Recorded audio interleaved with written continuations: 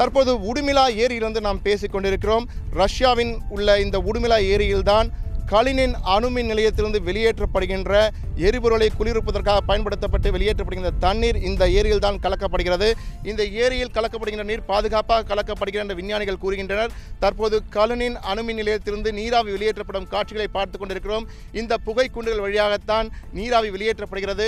ரஷ்யாவில் 20க்கும் மேற்பட்ட அணுமின் நிலையங்கள் இருந்தாலும் இந்த குறிப்பாக கலினின் அணுமின் நிலையம் குறித்து நாம் பேசுவதற்கு காரணம் இங்கு அமைக்கப்பட்டுள்ள VVER 1000 மெகாவாட் உற்பத்தி செய்யப்படும் அணு உலைகள் இதே போன்றுதான் அணு உலைகள் நமது கூடங்குளத்திலும் அமைக்கப்பட்டிருக்கின்றன.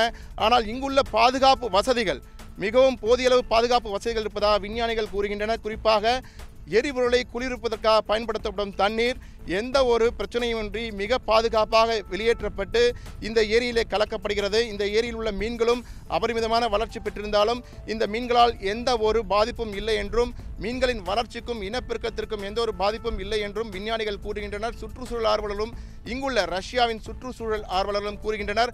ஆனால் இதே போன்று பாதுகாப்பு அம்சங்கள் கூடங்குளம் அணு உலையில் இருக்கிறதா, அணு மின் நிலையத்தில் இருக்கிறதா என்பது மிகப்பெரிய கேள்விக்குறி. ஏனென்றால் இது குறித்து பல்வேறு முறை அணு உலைக்கு எதிராக போராடுவோர் கேள்வி எழுப்பியும் அதற்கு உரிய பதில் அளிக்கப்படவில்லை என்பதுதான் பலரின் குற்றச்சாட்டாக இருக்கிறது.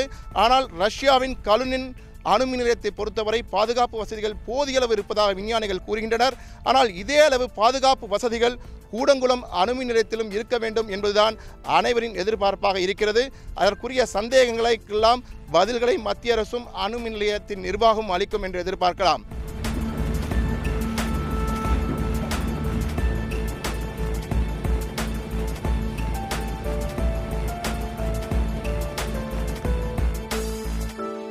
கூடங்குளம் அணுமின் நிலையம் கடலுக்கு அருகில் அமைந்துள்ளது. ஆனால் கூடங்குளத்திற்கு முன்னோடி போல அமைந்துள்ள இந்த கலினின் அணுமின் நிலையம் ஏரிக்கு அருகில் அமைந்துள்ளதால் பாதுகாப்பு அம்சங்கள் எப்படி இருக்கும் என ரஷ்ய அணுசக்தி கழகமாக செயல்படும் ரோஸ் ஆட்டம் நிறுவன அதிகாரி இவனோவிடம் வினவினோம்.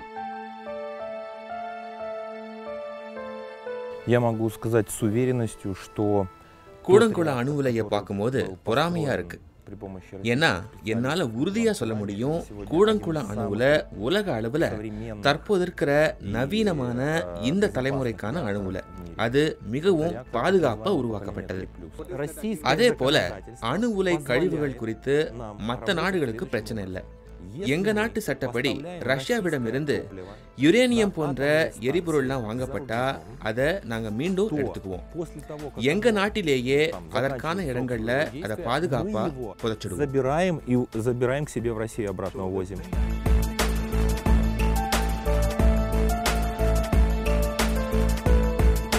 அணுமின் நிலைய கழிவுகளை ரஷ்யாவே எடுத்து செல்லும் வகையில் 1988ஆம் ஆண்டு ஒப்பந்தம் இருந்தாலும் கடந்த 1998ஆம் ஆண்டு கழிவுகளை இந்திய அரசு மறுசுழற்சி செய்து கொள்ளும் என ஒப்பந்தம் திருத்தப்பட்டுள்ளது. இதற்கான காரணங்களை யோசித்துக் கொண்டே உதோமிலா ஏரிக்கு வந்துவிட்டோம். அணு உலையின் வெப்பநீர் கலக்கும் இந்த ஏரியில் மீன்களின் வளர்ச்சி அபரிமிதமாக இருப்பதை நம்மால் காண முடிந்தது.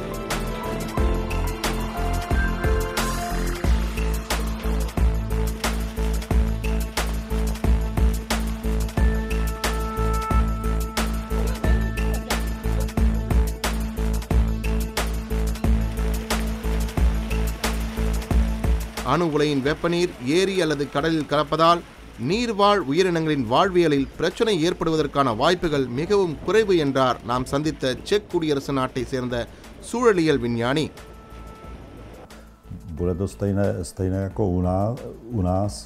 இருவேறு வெப்பநிலையில கலப்பது பத்தி பல ஆய்வுகளை செஞ்சிருக்கோம். குறிப்பா அணுவுல வெப்பநீர் ஏரியில கலப்பதால அங்க இருக்கிற நீர்ல வெப்பநிலை அதிகரிச்சு அது பெரும்பாலான மீன்கள் இனத்திற்கும் நீர்வாழ் தாவரங்களுக்கும் அதீத வளர்ச்சியை தருது. ஆனா கடலோட அணுவுல வெப்பநீர் கலக்கும் போது கடல் நீரின் வெப்பநிலையில பெரிய மாற்றம் ஏற்படாது. ஏரியில் பிடிக்கும் மீன்கள் மட்டுமல்ல, கலினின் அணுமின் நிலையம் அமைந்திருக்கும் உதோமிலா நகரவாசிகள் அணு உலை நகரத்தில் வாழ்வதை எப்படி நினைக்கிறார்கள் என்பது குறித்து அவர்களிடமே கேட்டோம். Мое мнение, что это не совсем правда. Well, to my mind, that is not true. Я считаю, что она вполне нормальная рыба. У нас есть рыбхоз, на котором даже выращивается рыба, форель. இந்த ஏரியில மீனை பிடிச்சா சாப்பிடுறோம். இதுவரைக்கும் எந்த பாதிப்பும் ஏற்பட்டதா தெரியல. ரொம்ப தூரத்தில் இருக்கிற மாஸ்கோ கூட இங்கே இருந்தால் மீன்லாம் போகுது, ஒரு பிரச்சனை இல்லை. அணு உலை நகரில் வசிக்கிறதுனால பயமாக இருக்கான்னு கேட்குறீங்க. இங்கே வாழ பழகிட்டோம், அதனால பிரச்சனை இல்லாமல் போகுது. நான் உதோமிலா நகரில் தான் வசிக்கிறேன். என் உடம்ப பார்த்தா ஏரி மீனை சாப்பிட்டு பாதிக்கப்பட்ட மாதிரியா தோணுது.